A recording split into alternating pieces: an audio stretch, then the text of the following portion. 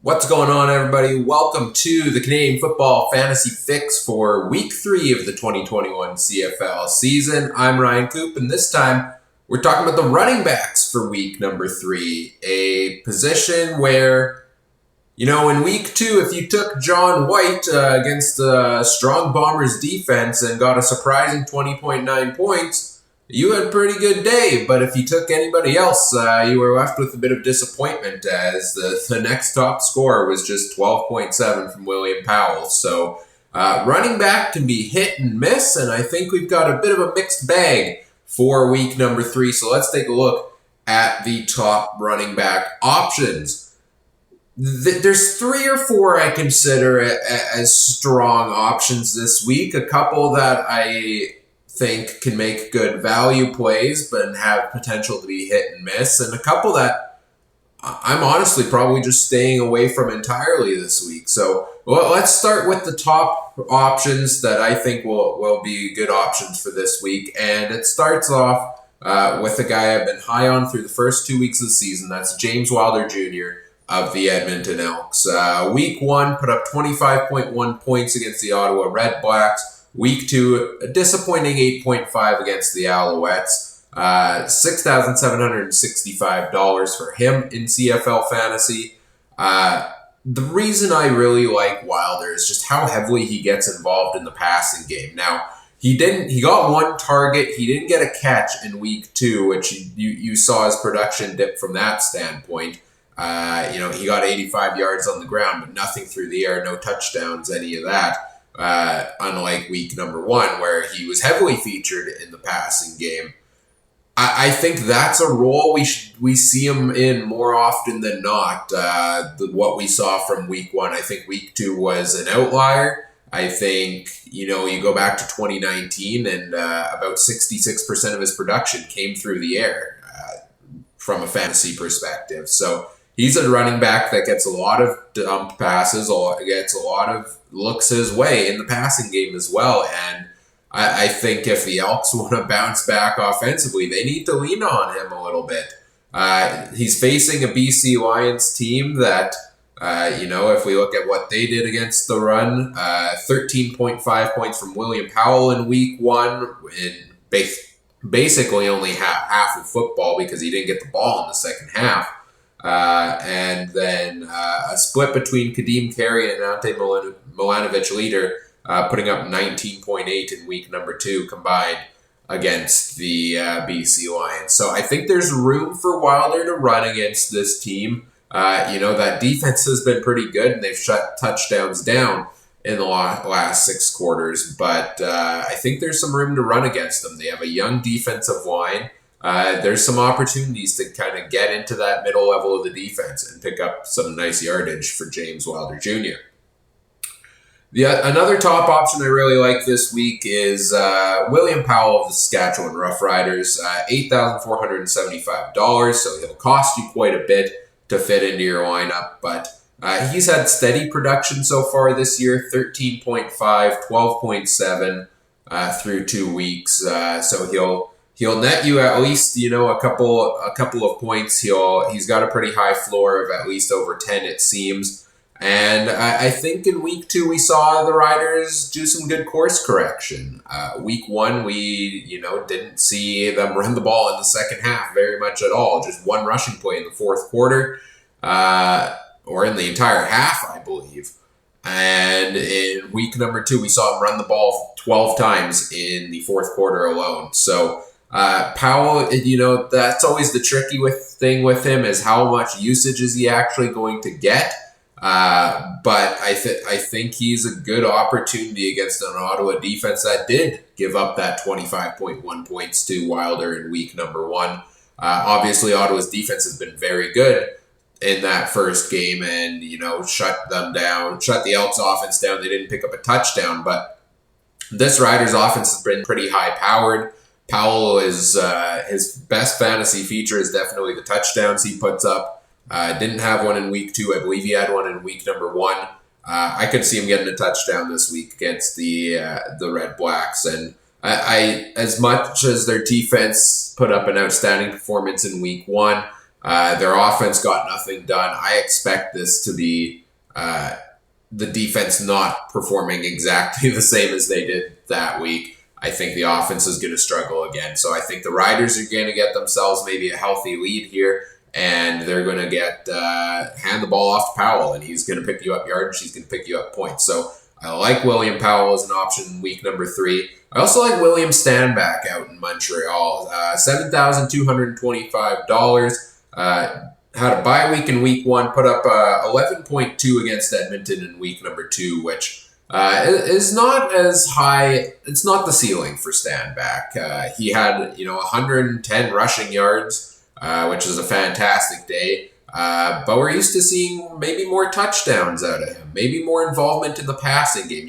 Kind of the same thing I was talking about with Wilder Jr. Great rushing day, but I think this is a floor almost for him. He's a guy who can consistently hit 100-yard games on the ground. And if he starts getting it, he gets one touchdown in there, he's up to over 17. He gets a couple catches in there. That's going to help push him over 20 as well. So I think the ceiling on Stanback is high. I think the floor is pretty high on him as well, so you're getting bang for your buck. And he's playing the Calgary Stampeders this week, who in week 1, John White put up 11.1 against them, and in week 2, James Butler put 11 points up against them. So, that's kind of the floor against the Stampeders defense right now, and I think Stanback's one of the top running backs in the league and can put up way more than that. So I like those 3 kind of as my top options for week number 3, Wilder Jr., Powell, and Stanback. They're all 3 of them are going to be kind of in the upper echelon of prices. Another guy I like if he's in the lineup is Shaq Cooper from BC. I've been hyping this guy up throughout preseason, throughout the first 2 weeks of the year, and he just hasn't gotten in because he's been on the 1-game injured list. It sounds like from reports from BC's practices this week that he will be in the lineup, which is encouraging to see. So we don't have any stats for him to go off of, but this is a guy that in a couple starts with the Edmonton's football team before they were the Elks in the 2019 season, he had some great performances there. I thought he's a dynamic running back who can, also be involved in the passing game, which is what you want because receptions give you points.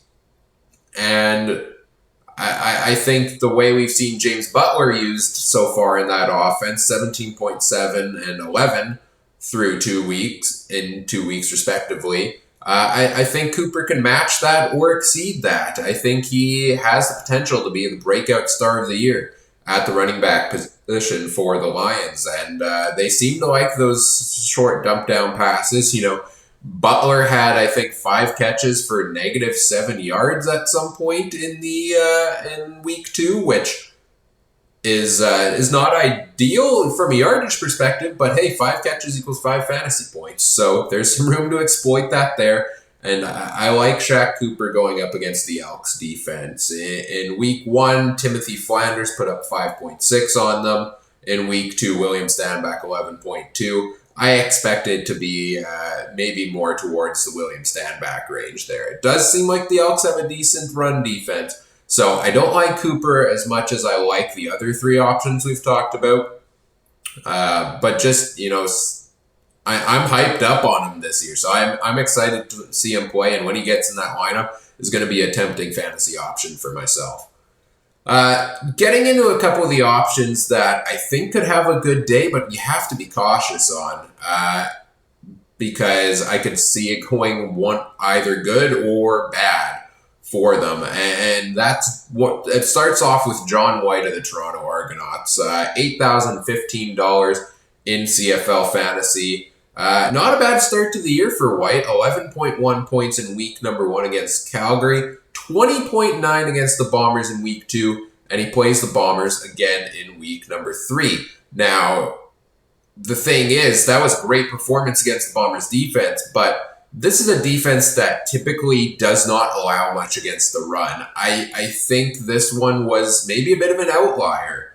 I think the passing game struggled so much for the Argos, they had to rely on John White, and maybe the Bombers were a little more focused on the passing game in that one. But now that White put up this big performance against them, and they know what they're getting from John White, so I could see things trending back towards the typical norm for the Bombers, and White gets shut down. I could see him having another big day. Do the Argos try to lean on what worked for them in week 2?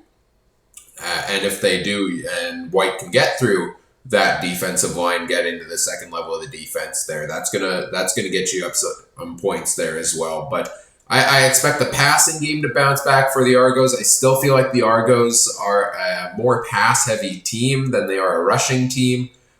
So I'm a little bit skeptical on John White, especially at that salary. I could see him having another 15, 20-point day. I could see him having a day less than 10 points. So buyer beware if you're taking a chance on John White to replicate that week 2 performance. Other guys I am cautiously optimistic on are a couple of value plays. James Butler, $2,500 for BC. Not a bad start to the year, averaging over 14 fantasy points, especially at that price value. But the only reason I have him marked as a caution here is, he may not start at running back because the aforementioned Shaq Cooper may get the start for them this week. So cautiously optimistic. Wait till the depth charts come out. If he's in the game, I don't mind Butler as a cheap $2,500 option again at running back against the Elks, most certainly. The other ones are Brady Oliveira in Winnipeg, $4,500. This is kind of a similar situation to John White, where he could have a good game like he did with 15.7 against the Ticats. He only got 5.2 against the Argos. I like the option of Oliveira because I think the Bombers tried the run game against the Argos. They got nothing going, so they leaned heavily on the pass game. Oliveira still got a decent number of carries, but which didn't really go anywhere. So I'm hesitant on him this week because the Argos run defense did a heck of a job, and I could see them doing that again this week, and we see a similar 5.2 point performance. Or I could also see him potentially, course correcting again a little bit here, and maybe he gets a bit more of a boost. Maybe he gets up to around the 10-point mark, which is not bad for more, value play at running back. So I'm cautiously optimistic. I could see him getting, back up there in point totals a little bit. I'm also hesitant because, at this point in the week at least, and I'll update as practices go along throughout the week, we don't know whether Andrew Harris is going to be back or not yet. So if Harris is back, then stay away from Oliveira because he might get a couple touches, but I don't think he'll get enough to be worth a fantasy option. And then finally, Timothy Flanders out in Ottawa. I like this option. In theory, $4,233. I still think if Ottawa's offense is going to get anything going this year, they're going to need to lean on Flanders. I think that it's a guy that Paul Lapalisse is high on. I think it's a guy Matt Nichols is high on and looks to feature heavily in that offense. So I like Flanders, but he didn't get anything going in week 1. 5.6 fantasy points. That was, almost close to the top among all Ottawa offensive players in week number 1. So the offense just did nothing for the Red Blacks in week 1. Going up against the Riders defense and looking at what they did against the Ticats in week 2, I am kind of expecting much of the same from the Red Blacks. So I'm hesitant to go with a Timothy Flanders at running back this week, although he is a very tempting fantasy option for a value play. So maybe you slot him in your lineup if you're looking to save some cash this week. I don't think he will be necessarily one of the top options, but can he still give you, the point totals you need at that price range? I think there is some potential there if he gets heavy usage in that offense. And finally, quickly looking at a couple of options that I think you just need to stay away from in week number 3. It starts with Andrew Harris. And this is mostly just from a pricing standpoint, from an injury question mark standpoint. $10,113. He's the top priced running back in the game. He has not played yet this year, so we don't know what we're going to get from him. We don't know yet at this point in the week if he's even starting as I record this on Monday. So he could be out another week. Oliveira could get another start.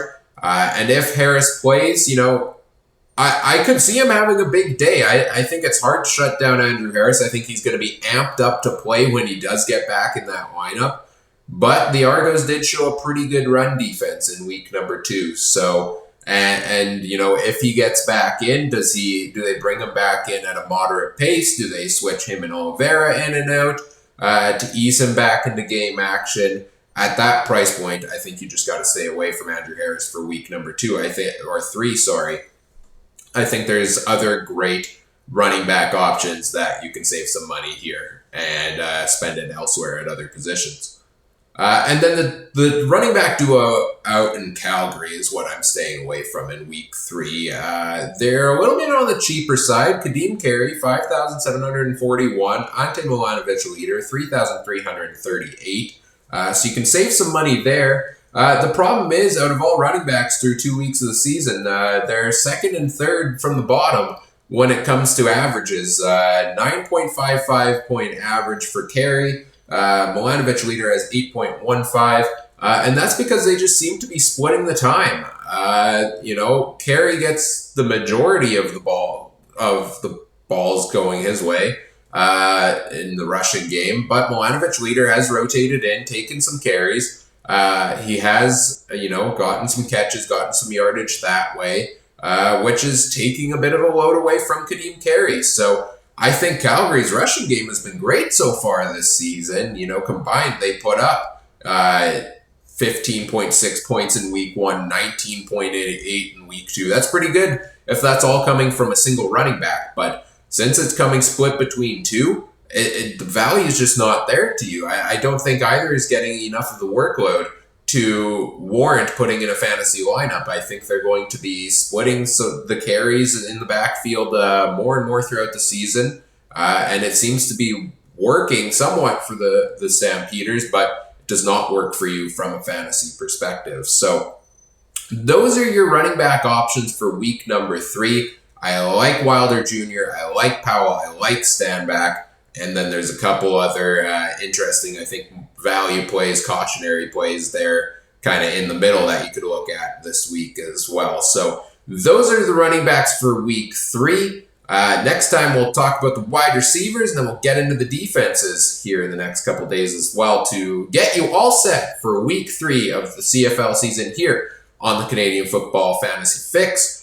Do all the YouTube things, like, comment, subscribe, let me know what you liked, what you didn't, and then I can improve this content as I go along throughout this season. So thank you as always for watching. Best of luck in week 3 with the running backs you put in your lineup, and we'll talk wide receivers next time. Bye.